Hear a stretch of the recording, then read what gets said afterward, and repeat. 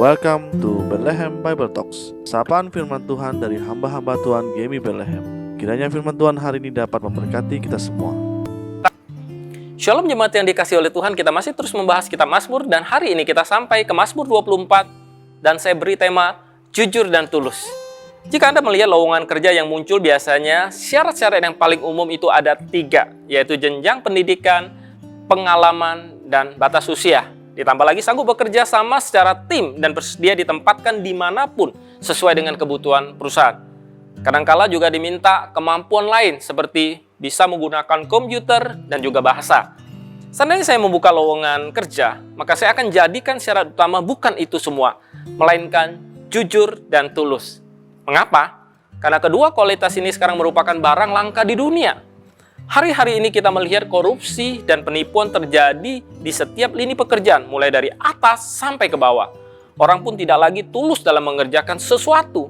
Hasil kerja tergantung bayaran. Kalau tidak dibayar, tidak dikerjakan.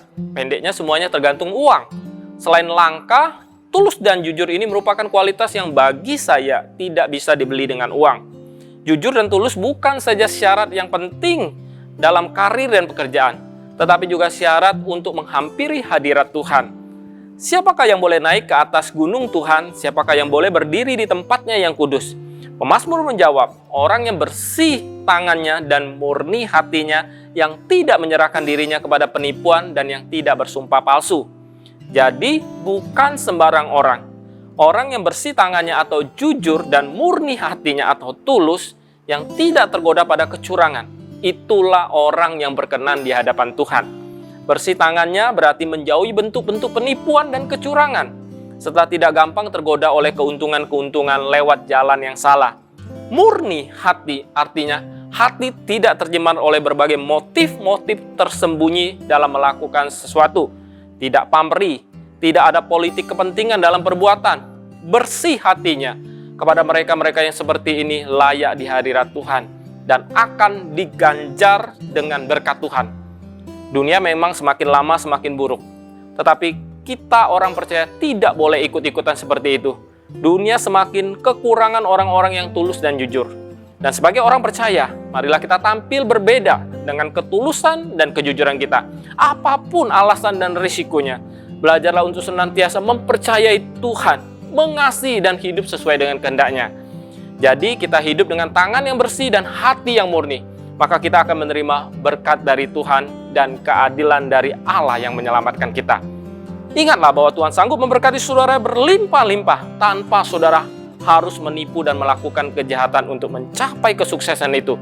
Tuhan juga sanggup melindungi hidup setiap orang yang berjalan sesuai dengan kehendak-Nya.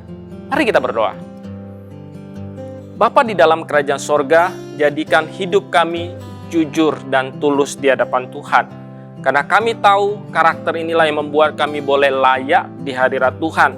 Di tengah-tengah dunia yang penuh kegelapan ini ya Tuhan, tolonglah kami dengan hikmat-Mu. Kami dapat menjalani kehidupan ini dengan jujur dan tulus, dan kami dapat menjadi saksi-Mu di tengah-tengah dunia yang gelap ini.